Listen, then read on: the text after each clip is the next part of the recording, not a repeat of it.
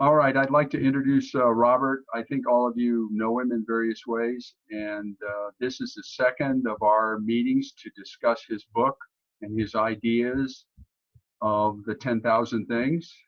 And in general, there's sort of two parts to this whole process that are all mixed together. And the first part is for each of us to share what we're interested in, what tweaked our interest about Robert's book and his ideas. And then the second element of this is if we have any questions for Robert, we ask Robert questions, and the discussion just goes there. So here we go. John and I've known Robert through Facebook, I guess, for many years. Anyway, I think what attracted me is Robert wrote down things that many of us have been aware of but have not spoken publicly because they're not widely accepted.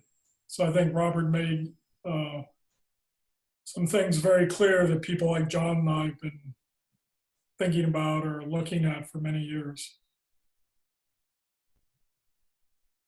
And so, Robert, I enjoyed your interview on Batgap and that work that got me to buy your book. Well, actually, I thought of what you just said this last week when the Trump book came out.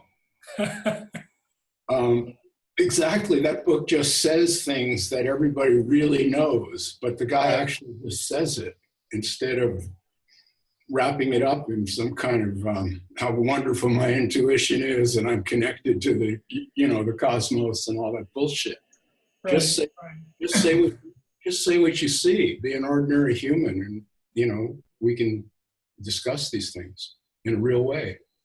Right. You don't have to come off like some kind of expert to deal with these questions. In fact, John's comment I like very much, John Troy, because that's how I feel about it. When you get to the end of the book, you should know a lot less than you thought you did when you started reading that book, a lot less. I think this kind of thing that's happening, the excitement about this book and the interest in it, is exactly what you said. We all really know this in our hearts, that we don't know the truth about anything. Right. All we know is we're here. So how come all of these intelligent people, experienced people, are so interested in this book? And it seems profound. And it is. And I ask myself, how did that happen? I think it happened because I'm not lying. And I think most of the spiritual teachers are lying. They're lying when they teach us that there's something else that you don't have now, and there's this way of getting it. That's a lie, and that's the lie that keeps us all going around and around and around and around, and thinking if I could only just understand a little bit more of what Nisargadatta was really saying, then I would somehow be one with the absolute like he was. But they were trained in a certain very strict manner so that they have cognitive biases. We all have them. Theirs were in the direction of a God, although it wasn't called that in Vedanta, above all of this. And everything we're doing is just Leela. See, it's just nothing. That's a point of view. Actually, I can have that point of view myself. In fact, I like to go into that when I feel really ill and sick. I go, well, that's just Leela. Meanwhile, I'm not my body. See, we can do that. But is that really the ultimate? That's it? Dissociation is the ultimate psychological state?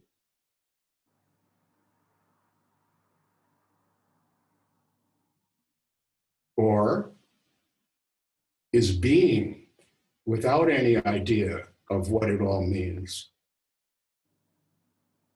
another solution, which may be more effective and better in some way than dissociation, if you follow what I mean by that. Dissociation is when splitting. It's when I'm not the body. Oh, really? I could do some things that might convince you that you are the body. Yes, you kick them in the shin after they go on and on babbling about that. That's the old Zen trick. Oh, really? Well, what do you say?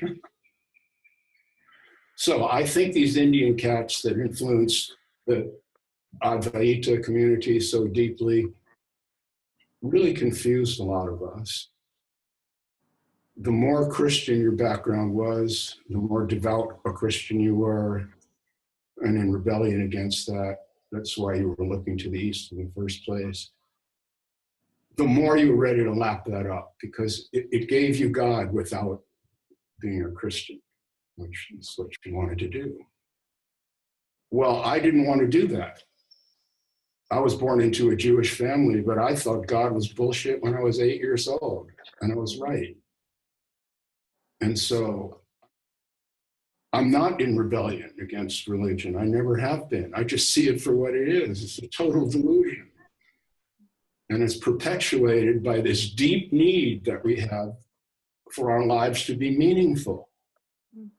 And so all of these Westerners flocked to India to find meaning in this place where people are starving to death, and they got the caste system, and everyone's loaded down with all these superstitious beliefs.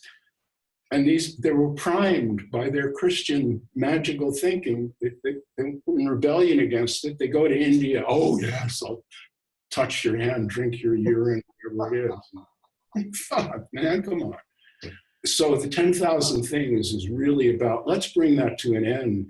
Let's inhabit our human presences, feel our emotions, love one another, and not have to have this ultimate spirituality that we're seeking, but just be what we are right now. For me, that is good enough. That's my confession. That's what the 10,000 Things is all about. Because of this awakening, I wake up every morning intact, without anything to solve.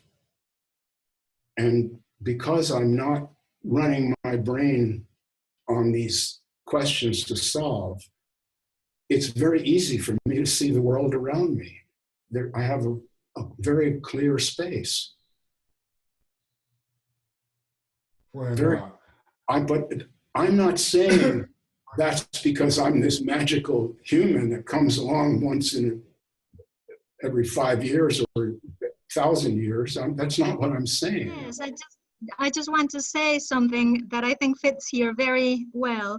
Part of what really attracted me to work with you on the book was precisely that just being with you, I see clearly somebody who accepts openly and just presents himself as an ordinary being.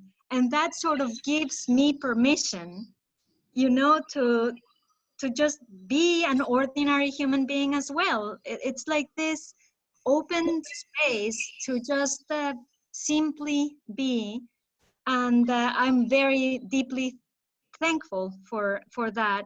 I've never, and we've met so many times, I've never seen in you disapproval. I've never seen in you nothing but openness and acceptance, and just with all my ordinariness, or whatever you say it, but you present it first. You are the embodiment of that, just ordinary, and that's beautiful.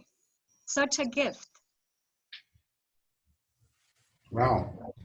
Thank you, Elena. I love you too. That really wasn't my question. Well, you don't know me as well as Elena does. So. Yes. When I first met Robert in Catania, I picked him up at the Raleigh-Durham airport. And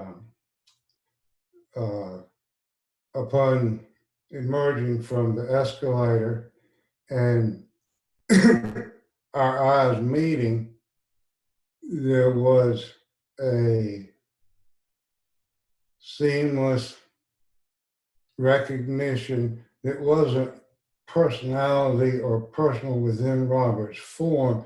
It was seamless and very peaceful in a way. And when Robert walked up to me, he expressed that and affirmed that with me in our mutual recognition. But it wasn't personality related. It included all those people in the airport and everything around it, the structures and escalator and everything. Everything was illumined beautifully in our meeting, and that's never changed.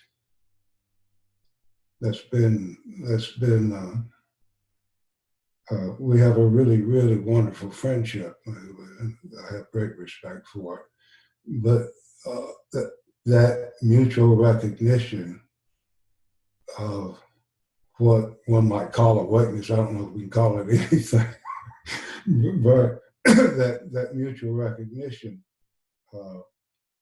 is true. It is true. Okay.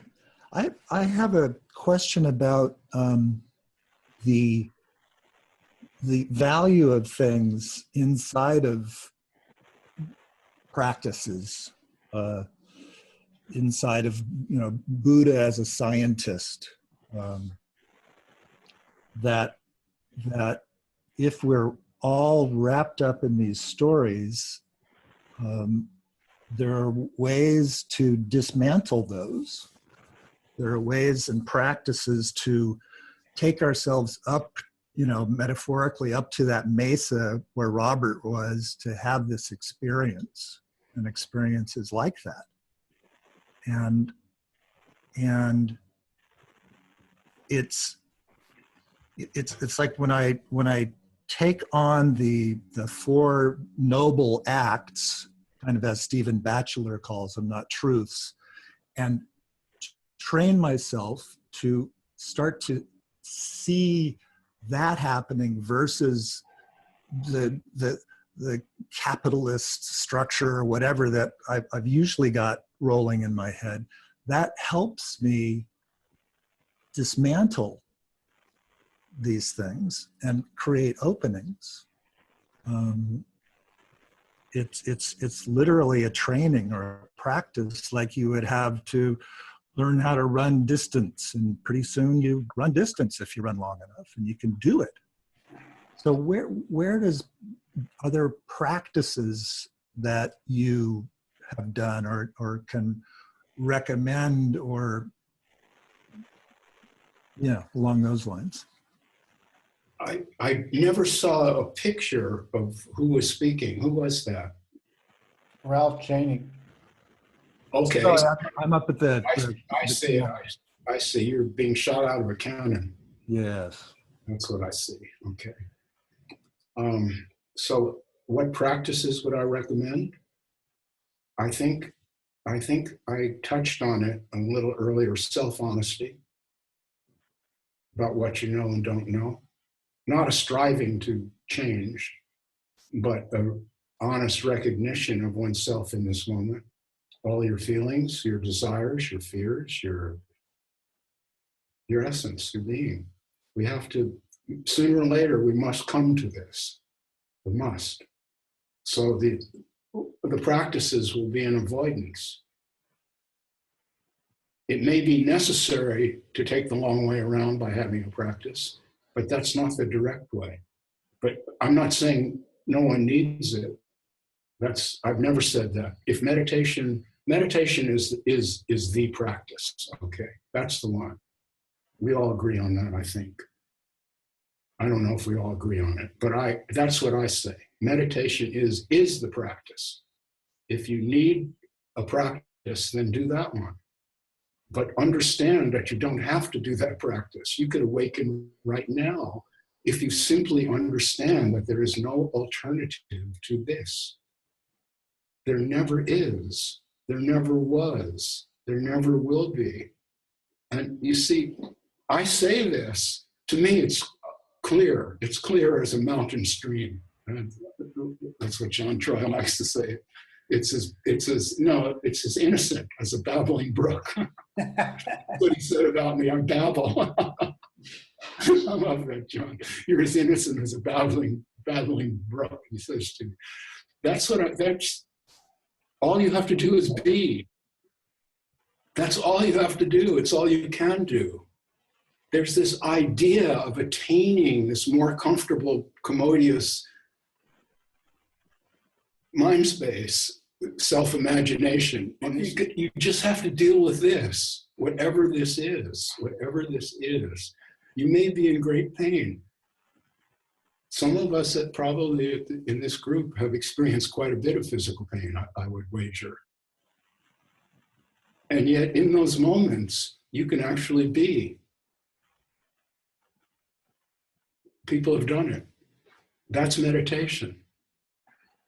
Meditation is simply, Elaine is a teacher of Vipassana meditation. She's a wonderful teacher of it, wonderful, the best. And what makes her so good is that she's honest about her motives. She's not doing it to become enlightened or to get to the end of the yellow brick road, the Eightfold Noble Path and all this. That's not why she does it. That isn't it. And so it has credibility. She has a motive that for me has credibility, which is to be with oneself. So that's the practice. Whatever you have to do, if you have to take the long way around and purify yourself for 28 years or whatever, stare at a brick wall, whatever you have to do, okay. But sooner or later, there's going to be this moment of recognition.